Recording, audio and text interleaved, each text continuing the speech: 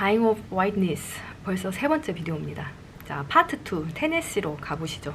웰빙은 인간의 생존권이고 당신과 당신의 가족의 건강을 보장하는 것은 신성한 것이다 라고 이 2부가 이렇게 시작을 합니다.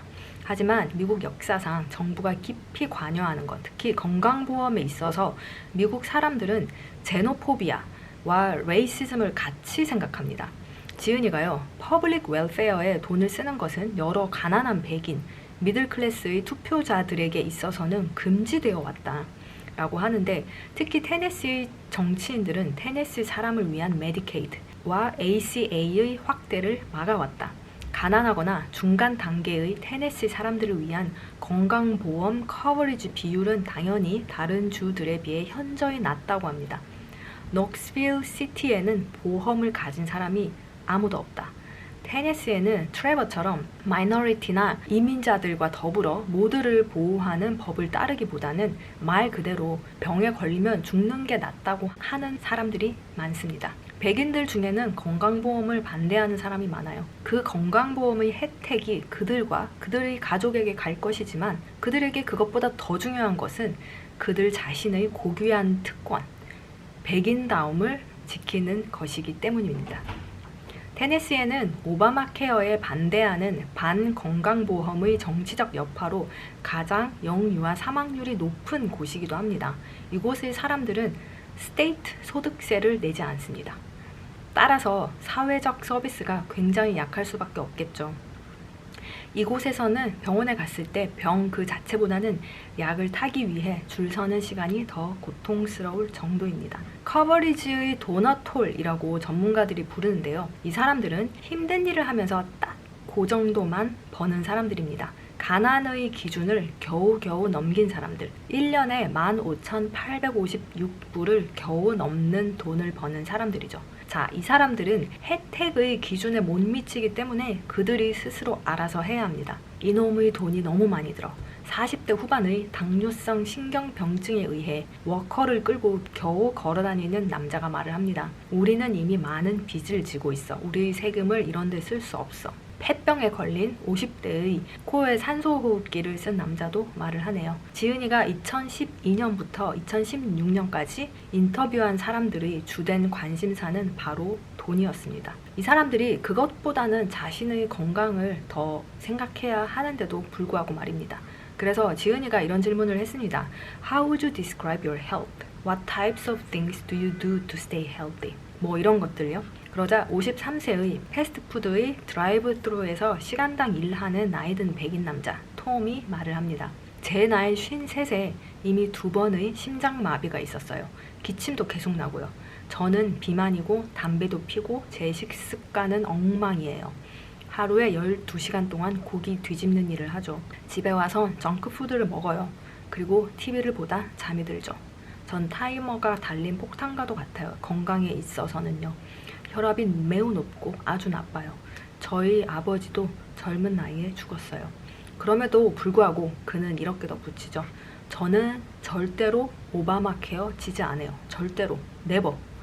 절대로 사인 안 할 거예요. 그건 너무 돈이 많이 들어요.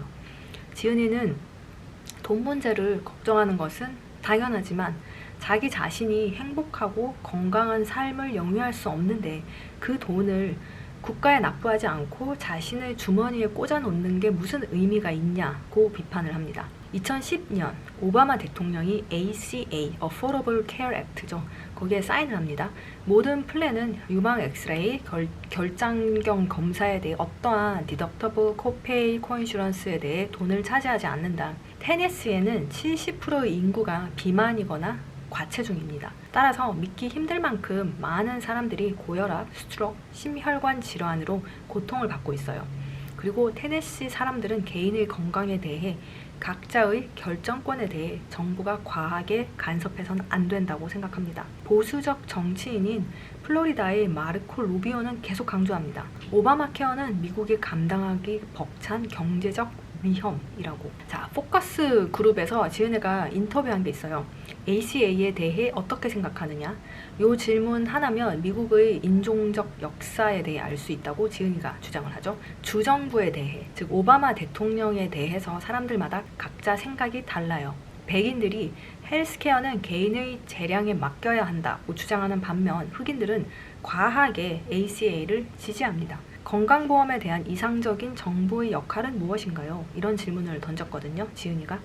내시빌의 저소득층을 위한 하우징 프로젝트의 지하실에서 열린 인터뷰입니다. 한 남자가 입을 열었어요. 정부는 절대로 개인의 건강에 대해 관여하면 안 된다고 생각합니다. 오바마는 사회주의자 아니면 공산주의자예요. 민주당은 이제 사회주의나 마찬가지예요. 그들은 공산주의자예요. 제가 제일 열받는 건 우리의 돈이 멕시칸들에게 간다는 것. 이 18 불법 이민자들에게 집을 내어주고 차를 주고 푸드 스탬프를 배포하고 그들이 원하는 모든 것을 이 미국 정부가 준다는 거예요. 우리가 낸 세금으로. 지은이가 말합니다. 그것과 건강보험이 무슨 연관이 있죠? 그러자 사람들이 웅성거리기 시작하는데 아무래도 교육 수준이 높거나 인컴이 높은 사람들이 아니기 때문에 말에 별로 짜임새가 없어요. 들어보세요. 미국 사람이 안 하는 직업이 많이 생겼어요. 멕시칸들이 와서 고추 따는 일을 하죠. 우리는 이제 그거 안 해요. 그건 다 좋아요. 근데 걔네들이 우리 걸 다 가져간다니까? 아저씨가 말을 하죠. 또 다른 사람이 스페니쉬들은 한 방에 7명씩 잔대요. 그리고 쌀과 콩을 먹죠. 저녁으로 쌀과 콩 말이에요. 이건 사실 상당히 못 배운 인종차별적인 발언입니다. 이런 발언들이 아무런 필터링 없이 마구마구 나와요. 그들은 이제 돼지고기를 먹어요. 맞아요. 우리가 다 돈 낸 거예요. 그들은 미국에 넘어와서 아기를 가져요. 맞아요. 불법인 사람들은 메디케이드를 가질 수 있어요. 맞아요. 나도 그렇게 들었어요. 그들은 아기를 갖고 ER에 들어가죠. 응급실이죠. 그들이 당신의 소셜 넘버를 훔쳐갈지도 모릅니다. 뭐 이런 식으로 옹성옹성 됩니다. 자, 제가 처음에 미국에 올 때 중간에 갈아타면서 비행기에서 줄을 서잖아요. 부산에서부터 같이 비행기를 탄 미국 여성분이 계셨어요. 제가 그 당시 아직 어렵고 말을 좀 붙여보고 싶어서 계속 주시를 했던 여자분이셨는데 그래서 줄 설 때도 일부러 제가 그분 바로 뒤에 섰고요. 그런데 저를 두고 이 여자분이 제 뒤에 남자분께 말을 걸더라고요. 그분이 뭐라고 하셨냐면 많은 아시안 여자들이 미국에 공부하러 와서 미국 남자와 결혼해서 여기 눌러 살려 그런다. 그 말을 듣고 제가 기분이 썩 좋진 않았죠. 그러자 제 뒤에 있던 남자분이 눈치를 채고 일부러 싸이 강남 스타일 얘기를 하면서 그래도 한국의 위상이 많이 높아졌다는 식으로 말을 하며 제 눈치를 슬쩍 보시더라고요. 자, 다시 포커스 그룹으로 넘어와서 지은이가 이 인터뷰를 할 당시가 오바마 끝 무렵에 있었나 봐요. 이 아저씨들의 웅성거림을 들으면서 그때 함께 했었던 리서치 어시스턴트 브라이언 스미스와 눈을 마주치면서 이렇게 생각을 했다고 합니다. Holy shit, could Trump actually win? 네, 그리고 거짓말처럼 트럼프가 대통령에 당선이 되죠. 당시 사람들이 되게 많이 놀랐어요. 그런데 이 인터뷰 분위기를 좀 보세요. 트럼프가 당선된 게 전혀 놀랍지 않습니다. 트럼프는 이 사람들이 느끼는 자신의 지위나 특권 같은 것이 점점 줄어들고 있는 데 대한 두려움을 이용해 먹은 것이죠. 사람들이 자유롭게 살고 빨리 죽자. 난 트럼프가 좋아요. 그는 18. 내 인생 최고의 SOB예요. Son of bitch라는 말이죠.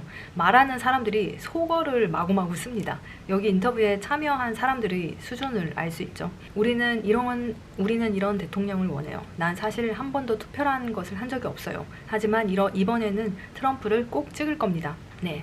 테네시의 살벌한 편이 이런 식으로 쭉 인터뷰가 진행이 되면서 여러 가지 팩트를 가지고 그래프를 보여주면서 근거를 제시하고 있는데요. 왜 트럼프라는 거대한 괴물이 미국 같은 선진국에서 탄생했는지를 보여주는 단적인 예라고 할 수 있을 것입니다. 테네시에는 관광으로라도 한번 가보고 싶은 곳이었는데 이 책을 읽고 나서 이미지가 되게 안 좋아졌어요. 자, 다음은 마지막 편인 캔자스로 넘어가도록 하죠.